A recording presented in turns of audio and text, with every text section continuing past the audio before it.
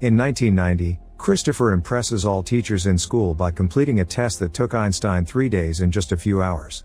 His older sister Michelle points out that he could go to college early, but he isn't sure he wants to go.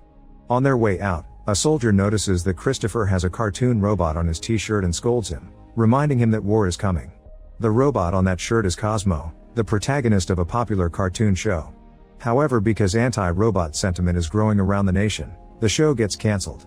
Robots were first developed by Walt Disney for their parks in 1955, and later they were put into mass production, so they became the main source of workforce around the world. For years they worked without issues, but eventually they get tired of working and rebel. The robots demand rights of their own, so they organize protests all over the world led by Mr. Peanut. Debates go nowhere, and soon a war between humans and robots begins. Any person keeping a robot at home is considered a traitor. War isn't going well for humans, and Sergeant John appears on TV to explain why. Robots don't eat, don't sleep, and don't blink. For 2 years humanity keeps on fighting only to lose over and over again. One day the founder of Center Technologies, Ethan, invents the Neurocaster, a device that links the human mind to drone bodies. Now humans can fight the robot army on equal grounds, and in just 2 weeks, the war is over. Humans win, and Colonel Bradbury is named the main hero. Peanut meets with Clinton and Ethan to sign the Treaty of Surrender, while over 6,000 robots are imprisoned in the exclusion zone in the desert. Sometime later Ethan releases a smaller version of the Neurocaster for people to have at home. This model allows them to split their minds so they can work and have fun at the same time. In 1994 Michelle is at home trying to remove the monitor on her ankle, but she has to hide her tools when Ted bursts in using a Neurocaster. He scolds her for her behavior and reminds her that even if she escaped from all her previous foster homes, he won't let her do so here. Michelle replies by pointing at the pile of stuff he's hoarding, pointing out that taking things from the exclusion zone is illegal. Afterward she goes to class, and the teacher is also there in her Neurocaster suit. All the students are forced to put on their helmets, and when Michelle refuses to do so she's sent to the principal's office. The lady notices on Michelle's profile that she lost her entire family and blames it on the war, so Michelle has to clarify it actually was a car accident. Then the principal explains that neurotherapy can help her forget for a few hours, causing Michelle to revisit a memory of playing on the beach with her brother. That day he had a panic attack and she comforted him through it. However, Michelle still refuses to put on the helmet and goes home. That night Michelle dreams of the car accident that killed her family. She had woken up in the hospital and a doctor was watching her, but she couldn't remember their face. In the present, Michelle is startled awake by a noise outside. She looks out the window and notices a shadow moving in her yard, so she grabs a flashlight and goes out. Suddenly she sees an eye reflected on a bottle before the table falls, scaring her into running back inside. She tries to warn Ted about the intruder, but he's lost in the Neurocaster world. When the intruder breaks in, Michelle runs to hide under her bed. However, the intruder is a robot and easily lifts the bed to look at her with Cosmo's face. Michelle runs to the corner of the room and tries to communicate with Cosmo, who uses some gestures to indicate he's looking for her. This robot can't speak and opens his head so Michelle can fix his voice circuit, but unfortunately he only has a few pre-recorded phrases. Then Cosmo grabs a picture of the siblings and keeps pointing between himself and Christopher, implying they're the same person. Michelle doesn't believe him and forcefully pulls the picture from his arms, causing him to crash against the shelves. The noise wakes Ted up and he comes to the room to find Cosmo. He blames Michelle for this and yells at her, triggering an argument that ends with Ted pushing her against the robot. Cosmo makes the same gesture that Christopher used to make, convincing Michelle of his story before pushing Ted against the wall. A furious Ted grabs a golf club and tries hitting Cosmo, who quickly breaks the club and pushes Ted again. This time he ends up bleeding and rushes to call 911 before Michelle tases him until he's unconscious. Afterward Michelle and Cosmo get in Ted's car and the robot easily removes the monitor from her ankle. Michelle doesn't know how to drive but improvises when Ted comes after them in his Neurocaster. The car throws him off and the duo manages to leave. The next morning the car stops in the middle of the road because it has a flat tire. Michelle checks the trunk to get the spare, but that one is broken too. She starts bothering Cosmo with questions, so he explains Christopher is alive somewhere and controlling him from afar. When Michelle asks how to find her brother, Cosmo points at Center's company logo on a sign. Using a Dr. Pepper can and more gesturing, Cosmo mentions a doctor with glasses, and Michelle thinks about waking up after the accident again. Now she remembers Dr. Amherst's face and how he told her that Christopher died in the hospital. Then Michelle takes out a map and Cosmo points at a spot in the middle of the exclusion zone. They'll need a plan to break into such a dangerous place, and Michelle remembers all the illegal things Ted bought. There's a box in the car trunk with the address of the sender's P.O. box in New Mexico, so they decide to search for that person because they may know how to get inside the zone. The duo sneaks into a train for half of the journey and continues the other half on foot.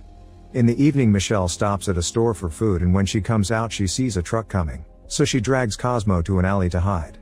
The driver turns out to be John, who opens the P.O. box the duo was looking for and gets a bunch of money out of it. Then a man appears in his Neurocaster to buy a gun from John. Suddenly the client turns the weapon and threatens to shoot John, only to get hit by an electric shot that turns the Neurocaster off. This was done by Herman, John's partner robot, who helps him move the fallen machine while discussing how to get its parts.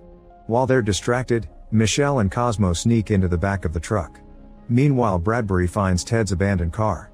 The next day the truck arrives at an old mine near the exclusion zone.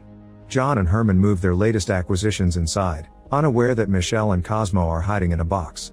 While John and Herman argue over missing cables, Michelle tries to use the distraction to sneak around, but Cosmo accidentally activates a singing fish and gives away their location. When John and Herman surround them, Michelle explains she only wants a guide into the exclusion zone, but John thinks she's crazy. At that moment the elevator goes up and John concludes someone followed them, so the whole group hides. When the elevator comes back down it reveals Bradbury. He announces this place is now under the jurisdiction of the Robot Deactivation Task Force and makes John and Michelle come out with their hands up. John tries to pretend Michelle is his sister, but Bradbury recognizes her and says she's under arrest. Herman tries to shoot Bradbury with his electric beam, but Bradbury sees him and uses John as a shield. Then Bradbury opens fire, destroying big parts of the room while everyone runs to hide again. When he corners the robots, Michelle comes out and hits his arm with a fire extinguisher, only for Bradbury to steal it from her and destroy it. As the room fills with smoke, Michelle claps her hands to turn off the lights. Suddenly the fish decorations start singing again and Bradbury is distracted, so John shoots him from behind. His bullets do nothing to the Neurocaster's body and Bradbury quickly destroys his gun before grabbing John by the neck. Wanting to save him, Michelle and Cosmo surrender. After throwing John away, Bradbury starts walking toward the duo, explaining that Cosmo is marked for deactivation. At that moment Herman makes a huge crane claw fall and capture Bradbury. Then the whole group jumps into a mining car to escape, however John takes too long to find the right key and Bradbury gets enough time to escape. He shoots the cart to bring it down and tries to shoot Cosmo too, but Herman disarms him again and now both robots start fighting him. Michelle finds a bulldozer and traps Bradbury against the wall with it, causing some rocks to fall and bury him too. The mine is slowly crumbling, so the group has to rush out to save themselves. Seeing his home going down makes John scream in frustration and he yells at Michelle for ruining everything. He's interrupted by some weird noises nearby, so the group runs to hide in a cave and watch scavenger robots going around looking for parts to fix themselves. When John sees an opening, he comes out and destroys the robot so he can get into his garage, where he keeps a van and a huge suit that Herman uses to make himself bigger. After lots of arguing, Michelle convinces John to help her. Minutes later, Michelle, John, and Cosmo are inside the van, which is being carried by Herman in the suit. They enter the exclusion zone and Michelle sees all the destroyed robots on the ground. During the trip, John shares the story of how he met Herman. During the war, John's team lost a battle and was surrounded by enemies. The soldiers were supposed to be shot by the robots, but Herman saw John crying and saved him instead. A few days later the center drones found them and wouldn't listen to John when he tried to tell them Herman was good, so the duo had to run away to avoid getting killed. Meanwhile, Ethan is using his Neurocaster to revisit a memory with his deceased mother, but the device starts malfunctioning and he has to turn it off. He yells at his scientists and demands to know what's happening to the company's systems, so the men reveal that Christopher has escaped. If they don't find him by Friday, the whole company will collapse. A desperate Ethan later meets with Bradbury in the virtual world. He knows that Cosmo is on Bradbury's hunt list and offers him a deal. Instead of taking Cosmo to the authorities, Ethan wants him to hand him over to his company. In the mine, Bradbury's Neurocaster is activated again. In the desert, the group is discussing the idea of entering an abandoned mall to search for food. A robot sees them and throws a fridge at them, breaking the van's front window. Herman tries running away, but the enemy keeps throwing things and causes him to fall. The van lands upside down and the group is immediately surrounded by robots, who capture them and take them to the mall. There's a whole society of robots inside, from entertaining models to regular house appliances. There's even a giant one outside that looks at them through the window. Mr. Peanut shows up and apologizes for capturing them, explaining the robots thought they were dangerous scavengers. When Michelle tells him about her situation, Peanut reveals that Dr. Amherst visited this place once and that he has a PhD in human-machine interaction. Peanut quickly kicked him out, so he doesn't know where the doctor is now. Michelle wants to go out to continue her search, and John reminds her how dangerous it is at night, so he convinces her to wait until morning. In private, Michelle remembers her last Christmas with Christopher and how little she saw him since he went to college. She can't help crying at the memory, and Cosmo comforts her before playing the cartoon that the siblings used to watch together. Soon a bunch of other robots join the watch party, which is noticed by Peanut. Later, after everyone falls asleep, they're suddenly awakened by a male robot asking for Christopher. Cosmo raises his hand and the robot gives him a postcard that Amherst left for him. There's an address written on the card and a note saying that Amherst will be waiting for him. That address is in scavenger territory, so they can't enter it without a plan. Peanut overhears everything and introduces them to a training robot that keeps malfunctioning while trying to explain how to fight the scavengers. John thinks he may be a liability, but the robot impresses him by shooting baseballs at high speed.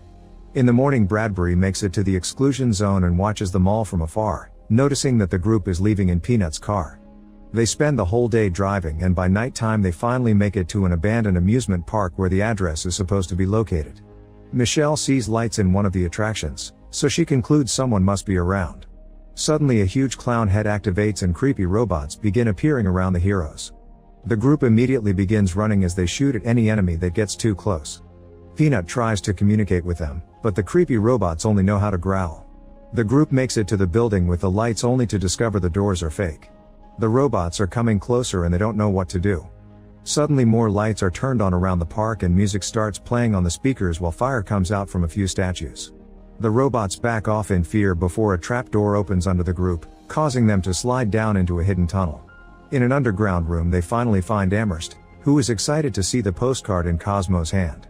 Michelle immediately pushes him and demands information on Christopher, so Amherst reveals the boy is on Center's labs in Seattle. After the accident, Christopher was put through some routine tests and the MRI machine alerted the hospital that he was special. He was exactly why they needed to win the war, so the doctor let Center take him and lied to Michelle about his death. Amherst now activates a computer that plays a video of an experiment. Christopher had been comatose and they thought it was permanent, so they connected his brain to the Neurocaster network to make it work. Amherst isn't proud of this but thinks it was necessary to save the world and points out Christopher would have died in bed if they hadn't taken him. 13 months after the beginning of the experiment, Christopher woke up and Amherst wanted to disconnect him. However, Ethan refused and threatened to kill Amherst if he tried. The doctor decided to run away, but before he left, he established a tiny connection between Christopher and the outside network. He also gave him the location of the mall so he could find a new family among the robots. Michelle points out Christopher already had a family and John punches Amherst for her. At that moment Bradbury appears outside and shoots the entrance to access the tunnel. He slides down too and finds the room empty. The lights suddenly go out and Peanut tackles Bradbury from behind to smash him against an electrical grid. Bradbury's Neurocaster is electrocuted for a few seconds and he drops his gun, but he manages to push Peanut off to recover. A fight ensues as Peanut reveals a sword hidden inside his cane, but Bradbury is still stronger and easily overpowers him. The rest of the group is sneaking out, but they freeze when they hear a noise. A bunch of soldier Neurocasters appear in the air and land around the heroes, asking them to surrender. The training robots start shooting balls with such strength that he manages to break a few of their helmets. All this is seen by Ethan through the cameras and he orders the soldiers to capture Cosmo by killing everyone else if necessary. Cosmo throws a ball to distract a soldier and Michelle appears behind him, shooting paint at him until his propeller malfunctions and he crashes into the ceiling. When a second soldier tries to capture her, Amherst shoots him down and tells the duo he knows a way out. John and the other robots keep on fighting the rest of the squad, defeating them with improvised weapons. In the underground room, Bradbury rips Peanut's hat off and says he broke the treaty, so what happens to his family is his fault. At the same time a bunch of soldiers arrive at the mall. Then Bradbury comes out and starts shooting at attractions randomly. Amherst tells his friends to run before he comes out to comfort Bradbury, daring to shoot. Bradbury hesitates to kill another human being, so Ethan takes over a Neurocaster and shoots Amherst himself. The doctor falls on some debris and dies when a metal bar impales him, which leaves Bradbury reconsidering his morals. Michelle and Cosmo try to run away but they're surrounded by soldiers. One of them holds Michelle down while the other grabs Cosmo to then fly away. Bradbury shoots the Neurocaster holding Michelle and tells her to go home before he flies off too. In the morning the group returns to the mall and finds it in ruins with most of the robots destroyed. Meanwhile Cosmo is taken to the center labs to reunite with Christopher's body. As Ethan connects him to the system, Bradbury realizes he was lied to and Cosmo isn't just a robot, so he's angry that he was sent to hunt a boy. Ethan reminds him that this child helped him win the war and claims that sacrifice is required to move a species forward. Back in the mall, John tells Michelle that she shouldn't give up and that he'll help her if she decides to keep on fighting. Then Michelle checks Amherst's computer to confirm it has the codes to leave the exclusion zone and the location of the Seattle lab. The computer also explains if they disconnect Christopher, the entire Neurocaster system and the company itself will shut down. At that moment Peanut comes back and reminds her that he signed a treaty to achieve peace, but Michelle changes his mind by pointing out that the attack on the mall means the treaty is invalid. Using a bunch of abandoned trucks, John, Michelle, and all the surviving robots leave the desert and make their way to Seattle. Herman even finds a new giant suit and uses it to start throwing things at the center labs, cracking their windows. Ethan immediately sends all his soldiers out so Herman and John begin running away to make them follow them, creating an opening for Michelle and Amherst's computer to sneak into the building. John shoots at the incoming soldiers while Herman smashes them with his huge hands, however one of the Neurocasters self-destructs and brings Herman's suit down. When a soldier tackles John, Herman reveals he's got a second suit inside the first and saves his friend so they can keep running. Once the task force is far enough, the rest of the robots also join the fight, which is seen by Bradbury on the cameras. An angry Ethan rushes to his office to put on a secret helmet that allows him to control a special Neurocaster and joins the fight too, easily bringing down most of the robots. In the main lab, Amherst's computer pretends to be a crazy violent robot to scare the scientists away. Michelle confirms her brother is still alive but to talk to him she'll need a Neurocaster. At the same time Bradbury goes outside and tells Peanut where to find Ethan, saying he's finally found someone less human than a robot. Then he disconnects his Neurocaster, finally quitting the war. When Michelle puts on the helmet, she finds herself in the memory of her last Christmas with her brother. She tells Christopher that she wants to save him, but he explains that his body is weak and disconnecting him will kill him. He doesn't want to live the rest of his life in this state though, so he tells his sister to do it anyway. In the meantime Ethan destroys Herman's final suit. The little guy is also hurt and John rushes to help him, but it's too late. At that moment Ethan is found by Peanut, who says he wants to renegotiate the treaty.